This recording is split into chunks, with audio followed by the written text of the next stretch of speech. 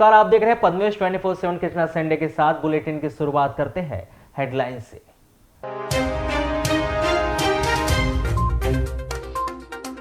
57,74,000 रुपए गबन के मामले में फरार स्टेट बैंक शाखा लांजी के तत्कालीन उप प्रबंधक नौहर सिंह ने किया अदालत में आत्मसमर्पण। लांजी पुलिस ने 2 दिन की रिमांड पर लिया। बैयर रोड गांगुलपारा में डकैती और लूट की वारदात को अंजाम देने वाले 3 नाबालिग सहित 4 आरोपी गिरफ्तार।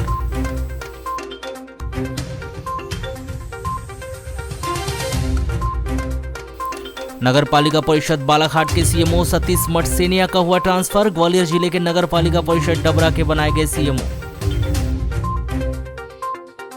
ग्राम पंचायत डोंगरमाली के सरपंच मनोज लिल्लारे पर शासकीय चिकित्सक डॉक्टर विक्रम शरणागत से अभद्रता करने और जान से मारने की धमकी देने का आरोप। निलंबन की कार्रवाई से आंदोलित शिक्षकों में आक्रोश व्याप्त। मुख्यमंत्री के नाम विधायक को सौंपा ज्ञापन, कहा मांगे पूरी नहीं हुई तो किया जाएगा आमरण अनशन। हट्टा और नाहरवानी में नहीं हो रहा किसानों का पंजीयन। किसानों ने कलेक्टर कार्यालय में ज्ञापन सौंप करके धान खरीदी केंद्र को यथावत रखने की मांग। भरवेली थाना के अंतर्गत बैयर रोड गांगुलपारा घाटी में डकैती और लूट की वारदात को अंजाम देने वाले 3 नाबालिग सहित 4 आरोपियों को गिरफ्तार कर लिया गया, जिनसे 3 दिन पहले एक व्यक्ति को रोककर की गई डकैती में लूटे गए एक ओप्पो कंपनी का मोबाइल, 100 रुपए और 10 किलो नमकीन जब्त की गई। वहीं इस डकैती में उपयुक्त एक मोटरसाइकिल को भी जब्त किया गया है। विद्वान अदालत से आरोपी जोहेब अली पिता रियाज अली 20 वर्ष वार्ड नंबर 5 बड़ा हीरापुर थाना भरवेली निवासी को भरवेली पुलिस ने पूछताछ हेतु 1 दिन के पुलिस रिमांड पर लिया है। वहीं अन्य 3 बालक अपचारी को बाल न्यायालय में पेश किया गया, जहां से उन्हें बाल संप्रेषण गृह सिवनी भिजवा दिया गया है।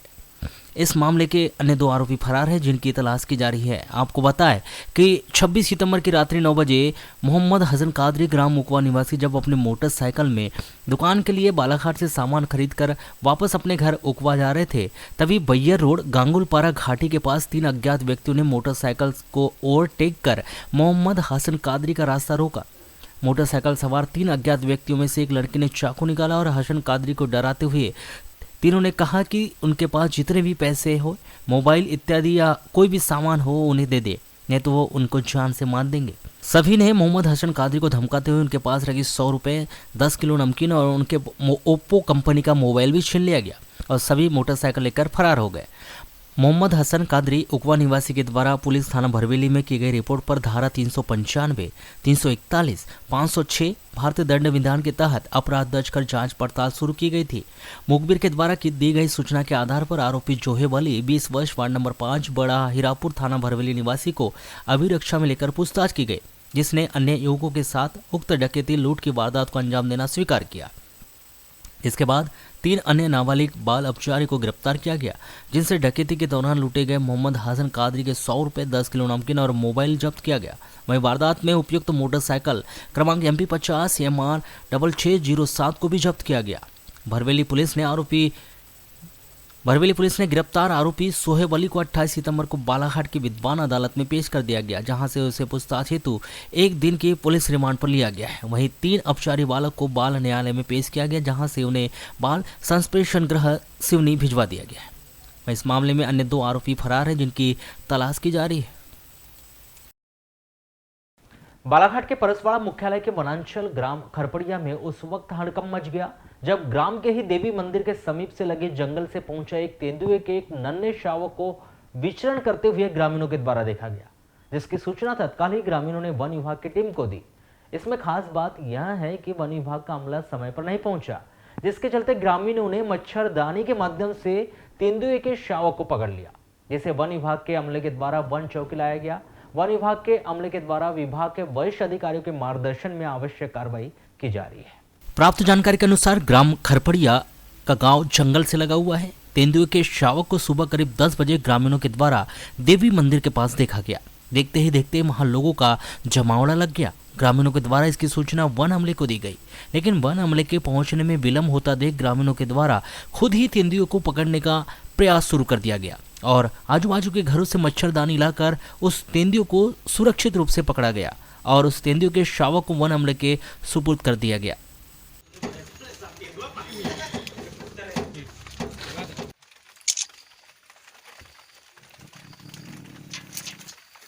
भूखा लग रहा है। भूखा तो है।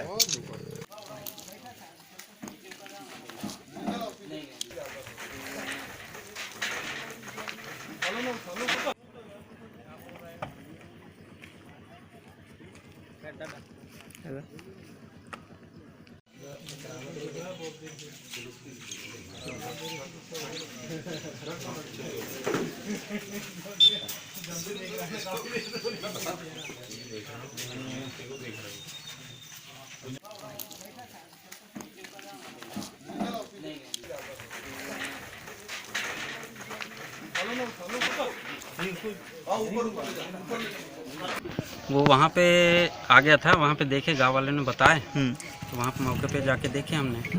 वहाँ बच्चा आया हुआ था और बहुत लोग देख रहे थे उसको। तो फिर फॉरेस्ट वाले को फ़ोन लगा के बताए, यहाँ ऐसी ऐसी घटना हो गई है, शौक का बच्चा आ गया, उसको पकड़िए कहके। फिर 2 कर्मचारी आए फॉरेस्ट के, और बाकी पकड़ने वाली टीम आ रही है कहके बताया उन्होंने।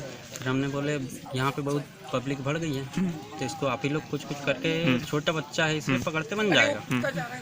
तो फिर बहुत देर तक देखे, लेकिन टीम जल्दी मौके पे आ नहीं पाई। तो इसलिए फिर वही बाजू वाले घर से अपन ने मच्छरदानी पकड़े, और बोले मच्छरदानी से पकड़ सकते हैं इसको। और फिर घास पे बैठा हुआ था, आजू बाजू बहुत सारे लोग थे, तो उसके ऊपर मच्छरदानी डाल दी हमने। और शुरू में तो पंजे पकड़े, पर वो चापने के लिए हो रहा था, तो उसमें फिर गर्दन के ऊपर थोड़ा सा उसके ऊपर पकड़े अपन ने, और मच्छरदानी में घुमेट के इनको दे दिया। वहीं इस मामले में चर्चा करने पर वन क्षेत्रपाल डीएस मेरावी ने बताया कि यहां तेंदुए का शावक वन ग्राम खरपड़िया में मिला है, जो जंगल से निकलकर देवी मंदिर के पास पहुंच चुका था। इसकी सूचना ग्रामवासियों के माध्यम से मिली थी। उस तेंदुए के शावक को वन चौकी लाया गया है। पशु चिकित्सक के माध्यम से तेंदुए के शावक का परीक्षण कराया गया, जो स्वस्थ स्थिति में समझ आ रहा है। वरिष्ठ अधिकारियों के निर्देशन में आगे की कार्रवाई की जाएगी।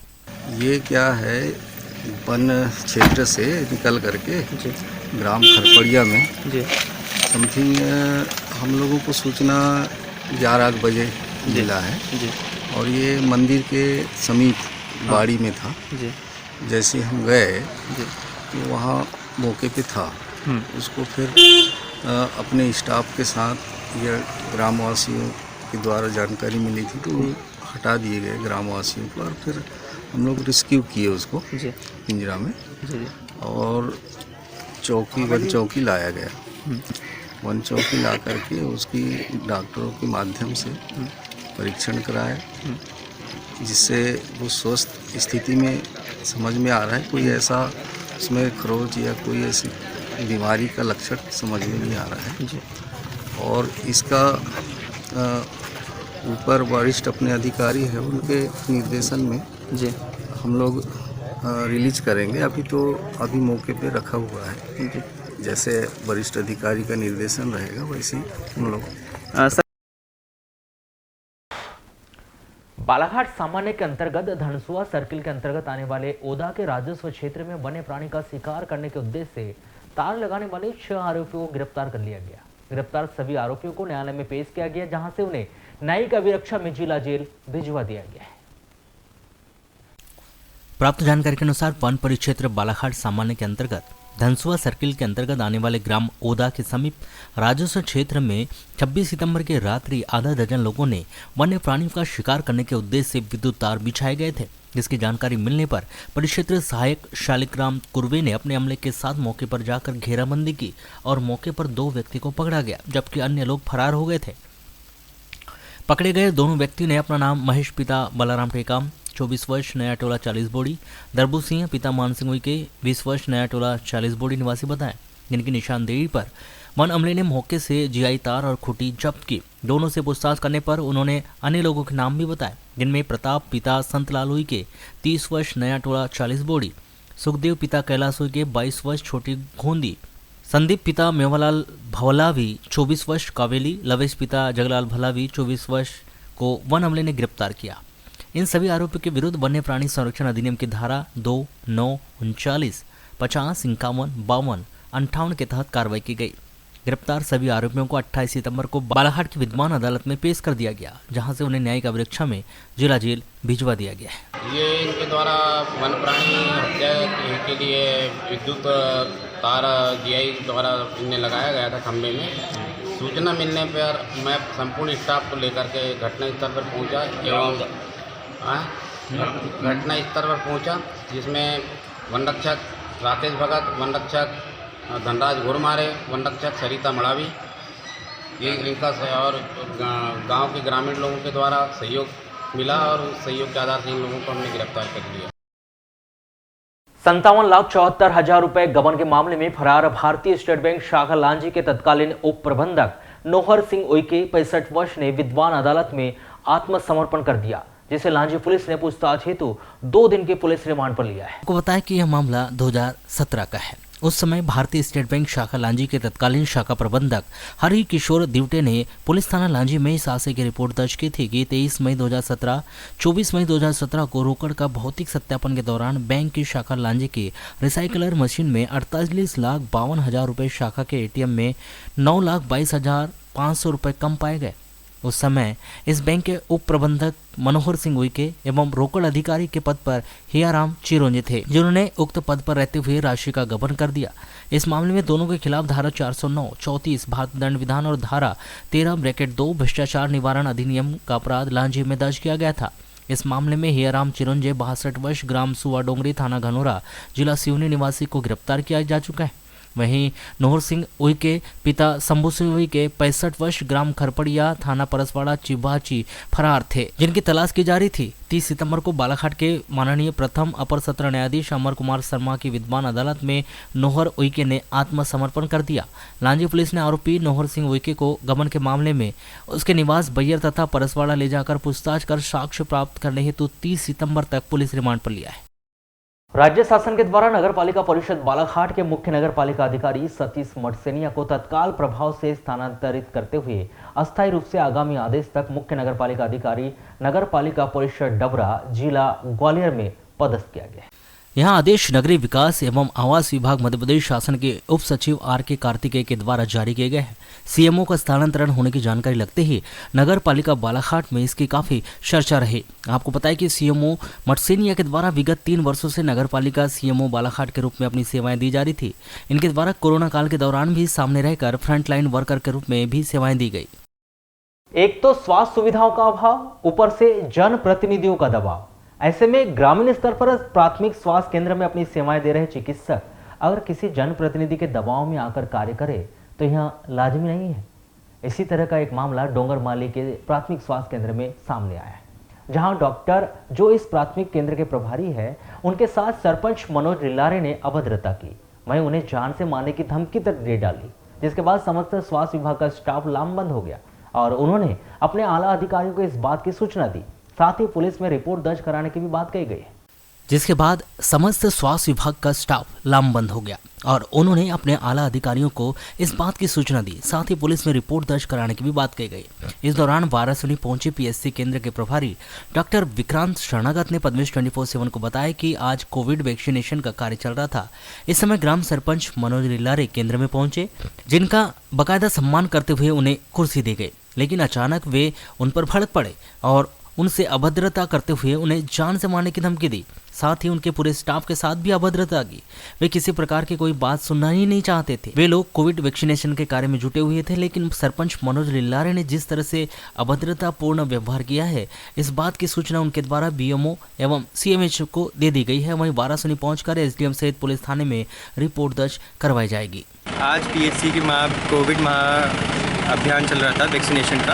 उस दौरान गांव के जो सरपंच महोदय गांव में, क्या नाम है उनका? मनोज लिल्लारे जी है, वो वहाँ गांव में अस्पताल में आके पूरे स्टाफ के साथ अभद्र व्यवहार किया। उन्होंने गाली गलौज सब कुछ जितने भी बोले और ड्यूटी से निकलवाने की धमकी, रात में प्रताड़ित करने की धमकी, गाँव में नंगा मारपीट, मेरे को मार के गेट जान से मारने की धमकी। वहीं इसी पीएससी केंद्र में पदस्थ डॉक्टर प्रियंका पुरोहित के द्वारा पद्मेश को जानकारी देते हुए बताया गया कि इस तरह का जनप्रतिनिधि के द्वारा उनके पीएससी केंद्र के प्रभारी डॉक्टर विक्रांत शरणागत के साथ अभद्रता करना शोभा नहीं देता। उन लोगों ने दिन रात कोविड काल में अपनी सेवाएं दी है। बात क्या है, उस बात का निराकरण करने के लिए चर्चा की जाती है, ना कि दुर्व्यवहार करना चाहिए। वे लोग काफ़ी डरे हुए हैं, लेकिन इस तरह की करतूत ग्राम सरपंच के द्वारा की जा रही है तो दूसरे लोगों के हौसले भी बुलंद होंगे। आज वहाँ पर सरपंच साहब आए और बैठ के बात हो रही थी। बात होते होते एकदम से एग्रेसिव हुए और सर पे हाथ उठाए और सर को मारने की कोशिश करी। बहुत गंदी गंदी गालियाँ दी और बहुत कुछ अभद्र व्यवहार किया। अब आप लोग क्या चाहते हैं? अब हम सर के साथ में हैं, आगे कार्रवाई के लिए तो अभी मांग करते हैं। ओपीडी बंद करके आ गए आप लोग सब लोग? हाँ, ओपीडी का टाइम खत्म हो चुका है। इस मामले में पद्मेश 24/7 ने दूरभाष पर चर्चा करते हुए ग्राम पंचायत सरपंच डोंगरमाली मनोज लेल्लारे ने कहा कि मैंने किसी प्रकार की अभद्रता किसी डॉक्टर व स्टाफ के साथ नहीं की है। मुझ पर लगाए गए आरोप निराधार है। मैं अस्पताल कुछ शिकायतों को लेकर गया था। मुझे सूचना मिली थी कि नर्स व डॉक्टर डिलीवरी के नाम पर लोगों से पैसा ले रहे हैं, जिसकी समझाइश करने के लिए वे गए थे, लेकिन उल्टा ही ये लोग मुझ पर आरोप लगा रहे हैं, जो पूरी तरह से गलत है। श्री लेल्लारे ने बताया कि बीते शनिवार को एक पेशेंट के डिलीवरी केस में भी इन्होंने पैसा लिया है। यह क्रम हमेशा जारी रहता है। अगर हमारे डोंगरमाली केंद्र में इसी तरह की आर्थिक अनियमितता बरती जाएगी तो हम लोग बर्दाश्त नहीं करेंगे। देश के विभिन्न राज्यों व जिलों में लंपी बीमारी का संक्रमण फैलने से पशु मालिकों को चिंता सताने लगी और वे डरे हुए हैं, परंतु पशु चिकित्सा विभाग लंपी बीमारी को लेकर अलर्ट है। लालबरा क्षेत्र में अब तक लंपी वायरस नहीं पहुंच पाया है, जो यहां के पशु मालिकों के लिए एक बेहद ही अच्छा संकेत है। पशु चिकित्सकों का मानना है कि इस क्षेत्र के पशुओं का इम्यूनिटी सिस्टम मजबूत होता है, जिसकी वजह से लंपी वायरस इन्हें उतना नुकसान नहीं पहुंचा पा रहा है। जनपद पंचायत लालबरा के अंतर्गत आने वाले ग्राम पंचायत नीलजी में पशु चिकित्सालय की टीम के द्वारा मंगलवार को एक पशु के बीमार होने पर उसका उपचार कर लंपी बीमारी के संदिग्ध पाए जाने पर उक्त पशु का सैंपल जाँच के लिए भोपाल भेजा गया है, परंतु जो लक्षण लंपी बीमारी के होने की चाहिए उसमें दिखाई नहीं दे रहे हैं। फिर भी सुरक्षा की दृष्टि से सैंपल भोपाल पहुंचा दिया गया है, जहां से जांच रिपोर्ट आने के बाद ही स्पष्ट कहा जा सकता है कि किस बीमारी के लक्षण पशु में है। परंतु 28 सितंबर तक लालबरा विकासखंड में एक भी लंपी बीमारी के पशु नहीं है। वाराणसी में अध्यापकों की हड़ताल 16वें दिन भी जारी है। हालांकि सीएम राइज स्कूल के अध्यापक अपने अपने कार्य पर लौट आना प्रारंभ कर दिया गया है। हाल ही में 13 शिक्षकों के निलंबन के बाद शिक्षकों में एक खौफ व्याप्त हो गया, जिसके कारण ही वे अपने शैक्षणिक कार्य पर लौट रहे हैं।